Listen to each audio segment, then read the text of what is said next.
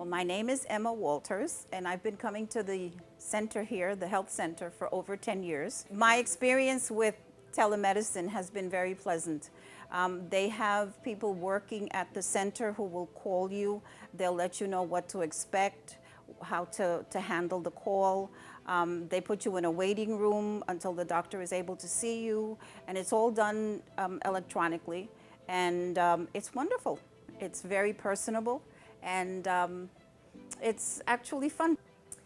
Telemedicine was so critical for us as an organization in this pandemic period. It was so helpful to retain access, but also increase access for populations that otherwise were really struggling, who needed to see a doctor, who were having potentially COVID symptoms, but also continuing to manage their chronic conditions. And having the ability to connect with their clinician remotely through telemedicine was so important for the connection and for their health care. My experience with Dr. Ramos has been a very pleasant one.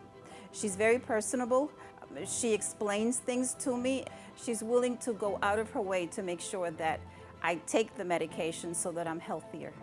The way it works is that they send you an email, they give you a time slot, and then you get the phone call, and she reassures you that everything is the way it should be. She gives you instructions, and then you follow the instructions, and the doctor appears on the iPad. It allows us to be connected and do that continuity of care that is so important. I would say that that comfort of having that visual connection to the patient, it brings up everything together.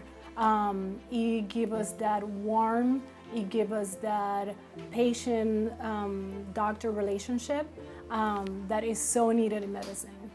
And the only way that we can reassure patients that even if we cannot physically see you, we can actually see you, is by continuing the program of telemedicine.